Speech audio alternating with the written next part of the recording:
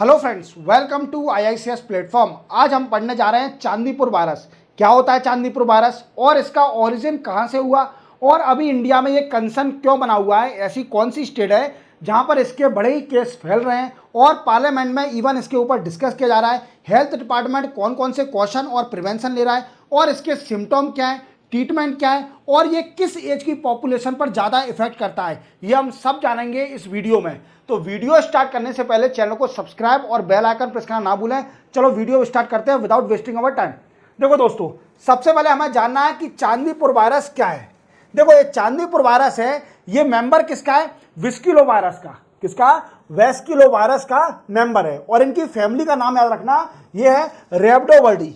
क्या है? रेब्डोवर्डी। आपको अगर ये आंसर लिखना है चांदीपुर वायरस के ऊपर, अगर आपको क्वेश्चन आ जाता है और इवन आपको जानना है, कोई भी इंफॉर्मेशन किसी को देना है, तो ये दो टर्मिनोलॉजी का नाम याद रखना, आपको अच्छे मार्क्स मिलेंगे। इवन जो बता रहा है उसकी वीकेंड से ऐसे लिख रहा है अगर इसके ऊपर, या कुछ भी टॉपिक लिख रहा है, आर्टिकल लिख रहा है, अगर इसने दो अगर टर्मिनोलॉजी मेंशन कर दी, देखो सब कुछ याद हो जाएगा। ये दो टर्मिनोलॉजी जो है ना, वेस्किलो वायरस जो कि मेंबर है और दूसरा है रेब्डोवर्डी, ये है फैमिली। और याद रखना, ये इस फैमिली से बिलोंग करता है। और एक रेबिस वायरस के बारे में आपने सुना होगा, रेबिस वायरस, ये इसी फैमिली से बिलोंग करता है। रेबिस वायरस भी इसी फैमिली से बिलोंग करता है। तो दोस्तों, आप समझ गए होंगे कि आपको दो टर्मिनोलॉजी याद रखना है। सबसे पहली कौन सी? वेस्किलो वायरस का मेंबर है वायरस ये, और दूसरा कौन सी फैमिली है? रेब्डोवर्डी फैमिली। और ये रॉड शेप का वायरस है, वीकेंड से इसका जो शेप है वो रॉड शेप का है। कि वो क्लियर? और ये वायरस फैलता कैसे है? तो दोस्तों, जो सैंड फ्लीज होती है, जो कि रेत की मक्खियां होती है, उसके काटने से ये वायरस हमारी बॉडी में एंटर करता है। एंटर करने के साथ ये ब्रेन में हमें एनसेफेलाइटिस की बीमारी दिखने लगती है और कई सारे सिम्टम दिखते हैं, जो हम आगे समझेंगे कि ऐसे कौन कौन से सिम्टम हैं जिससे हम पता कर पाएंगे कि हमको चांदीपुर वायरस है कि नहीं है। क्लियर? तो चलते अपन आगे। तो आप तीन चीज समझ गए होंगे कि ये रॉड शेप पैथोजन है। क्लियर? और ये फैलता कैसे है? सैंड फ्लीज के काटने से। चांदीपुर वायरस के बारे में क्लियर हो गया होगा। चलते अपन आगे। देखो दोस्तों, अब ये वायरस क्या है कि एक प्रोटीन रिलीज करता है। ये क्या होता है, जब हमारे ब्रेन में एंटर कर देता है तो एक प्रोटीन रिलीज करता है जिसको बोलते हैं फॉस्फोप्रोटीन। फॉस्फोप्रोटीन, ये प्रोटीन बड़ी ही इफेक्टिव होती है, we can say very dangerous होती है, क्योंकि जब ये वायरस हमारे ब्रेन में एंटर करता है उसके 6 घंटे में ही वी कैन से ये प्रोटीन को रिलीज करता है, जिस प्रोटीन का नाम है फॉस्फोप्रोटीन। ये भी याद रखना, फॉस्फोप्रोटीन ये कि ब्रेन में रिलीज करता है ये वायरस, और इस वायरस से we can say mortality increase हो जाती है। मोर्टिलिटी होने की पॉसिबिलिटी इंक्रीज हो जाती है। व्हाट आई मींस, मरने की पॉसिबिलिटी, डाई होने की पॉसिबिलिटी बढ़ जाती है। क्लियर? अब आगे चलते हैं कि जब ये इन्फेक्टेड जो सैंड फ्लीज है हमें जब काटता है कि ब्लड को पीने के लिए, तो ये क्या करता है, अपने सलीवा के साथ इस वायरस को हमारी बॉडी में एंटर कर देता है। वी कैन से, जब ये सैंड फ्लीज हमारी बॉडी को काटता है तो अपने सलीवा के साथ इस वायरस को एंटर कर देता है हमारी बॉडी में। बट अभी तक ये क्लियर नहीं है कि ये वायरस ब्रेन में कैसे एंटर करता है। देखो दोस्तों, मैंने आपको ब्रेन ईटिंग अमोइबा के बारे में बताया था। ब्रेन ईटिंग अमोइबा क्या होता है? ऐसा अमोइबा जो कि हमारी ब्रेन को ईट करता है। ठीक है? केरला में कई सारे इसके केस आए थे जो कि बच्चे इफेक्टेड हुए थे और वीकेंड से डेथ भी हो गई थी। 3-4-5 बच्चों की डेथ भी हो चुकी है। मैंने आपको डिटेल में पढ़ाया था, और आपको अगर डिटेल में जानना है तो मेरे डिस्क्रिप्शन में आइए, उसमें लिंक भी दी है मेरी इस वीडियो की ब्रेन ईटिंग अमोइबा के बारे में। क्लियर? अब क्या है, तो एक मैंने आपको बताया था ब्रेन ईटिंग अमोइबा में एनसेफेलाइटिस। क्या बताया था? एनसेफेलाइटिस। ये क्या है दोस्तों? एक्यूट एनसेफेलाइटिस क्या होता है दोस्तों? ये होता है ब्रेन से रिलेटेड जो भी डिसीज होती है, दैट इज कॉल्ड एनसेफेलाइटिस। और दोस्तों एक बात ध्यान रखना, ये चांदीपुर जो वायरस है ये भी रिलेट करता है एनसेफेलाइटिस से, क्योंकि ये ब्रेन को इफेक्ट करता है, न्यूरोलॉजिकल डिसऑर्डर करता है। क्लियर? चलते अपन आगे। दोस्तों, इसका ओरिजिन समझेंगे। देखो, अब ये चांदीपुर नाम कैसे पड़ा? सबसे बड़ा क्वेश्चन बनता है कि इसका चांदीपुर नाम कैसे पड़ा। तो दोस्तों, जैसा आप जानते हो, चांदीपुर एक इंडियन नेम लग रहा है, जैसे हमारा हिंदी का नाम होता है ऐसे ही ये नाम लग रहा है चांदीपुर। तो डेफिनेटली इसका ओरिजिन भी इंडिया से हुआ होगा। तो 1965 में ये केस मिला था एक नागपुर जिले में एक गांव है जिसका नाम है चांदीपुर। तो 1965 में सबसे पहले ये वायरस पाया गया था चांदीपुर गांव, जो कि नागपुर डिस्ट्रिक्ट ऑफ महाराष्ट्र में है। क्लियर? तो वहीं से इसका नाम पड़ा चांदीपुर। देन आफ्टर 1980 में मध्य प्रदेश के अंदर ये वायरस पाया गया 2 एडल्ट में, जिसको एक्यूट एन्सेफेलाइटिस की बीमारी थी, जो कि इन्फेक्टेड थे एक्यूट एन्सेफेलाइटिस। और एन्सेफेलाइटिस क्या होता है दोस्तों?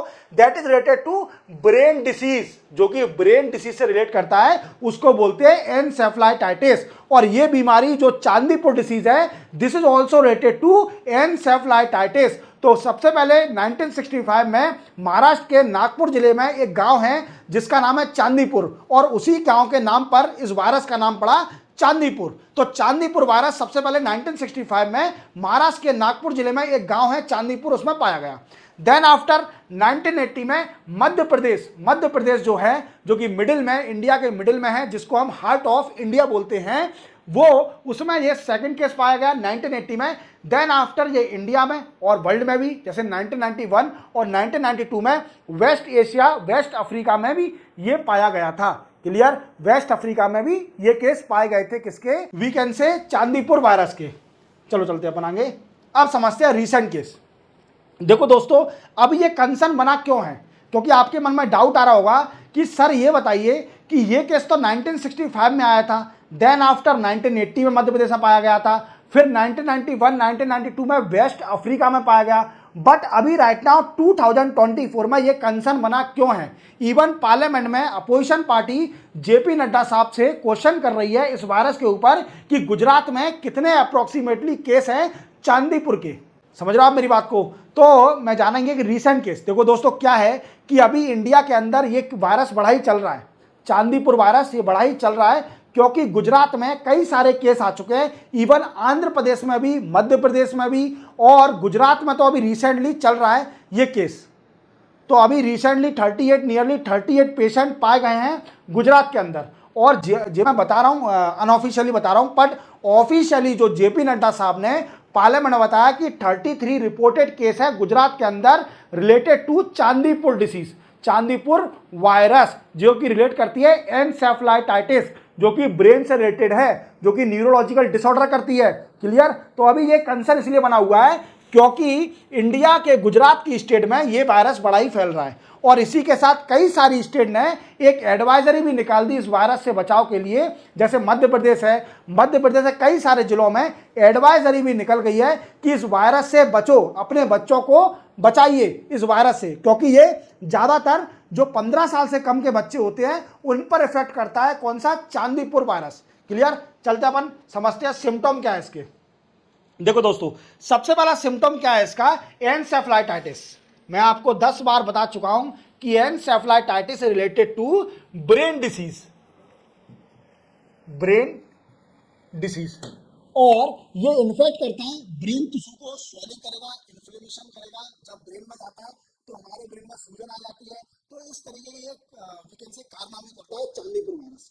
पहला सिम्टम क्या है? एन्सेफेलाइटिस। दूसरा क्या है? जब आपको चांदीपुर वायरस नहीं हो, अगर किसी भी पर्सन को हो जाता है चांदीपुर वायरस, तो उसकी पॉसिबिलिटी कोमा में जाने की पॉसिबिलिटी बढ़ भी सकती है। तो दूसरा सिम्टम क्या है? कोमा। पहला क्या है? एन्सेफेलाइटिस, और दूसरा क्या है? कोमा। तीसरा है दोस्तों रैपिड ऑनसेट ऑफ फीवर। सबसे पहले आपको फीवर आएगा, और माना जाता है कि 104 डिग्री सेल्सियस तक आपको फीवर आएगा। समझ रहे हो? ये हाई फीवर आने की पॉसिबिलिटी आपकी बढ़ जाएगी इसमें। समझ रहे हो? तो तीसरा सिम्टम क्या है? फीवर। फोर्थ, वॉमिटिंग होगी। इसके साथ साथ आपको मेंटल स्टेटस और कॉन्शियसनेस आपका बिगड़ जाएगा।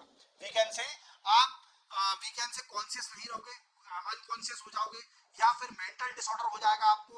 आप कुछ भी अजीब अजीब बात करोगे, तो मतलब आप नहीं करोगे, जिसको होगा चांदीपुर वायरस वो करेगा। क्लियर? चलते अपन और देखते हैं सिम्टम इसके क्या है।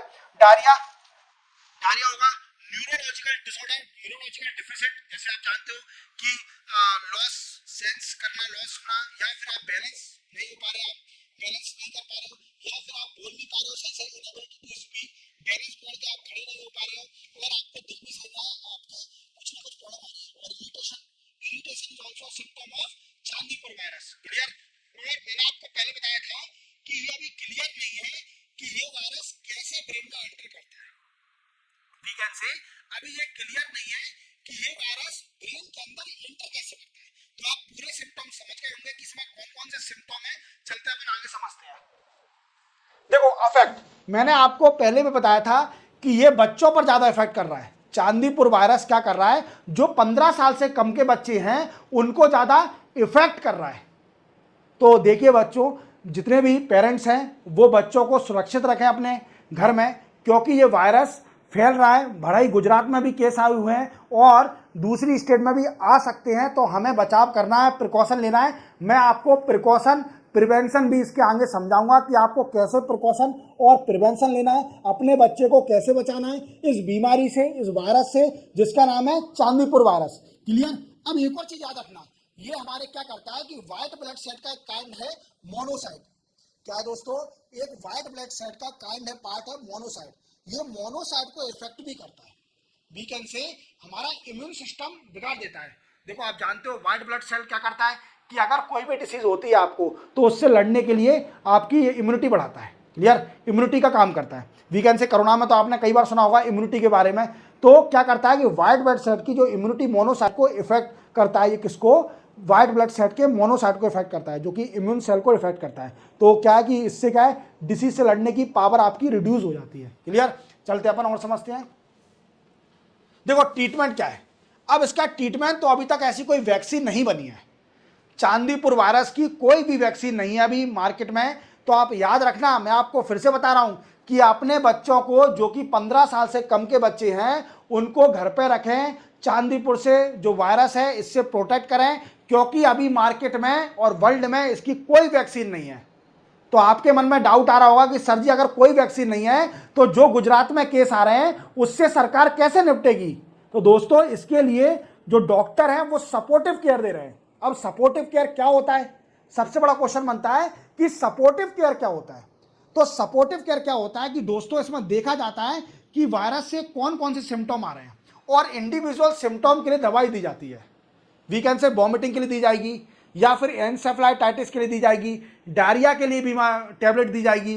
तो डिफरेंट डिफरेंट सिम्टम के लिए डिफरेंट डिफरेंट टैबलेट दी जाती है। क्लियर, तो उसको बोलते हैं सपोर्टिव केयर।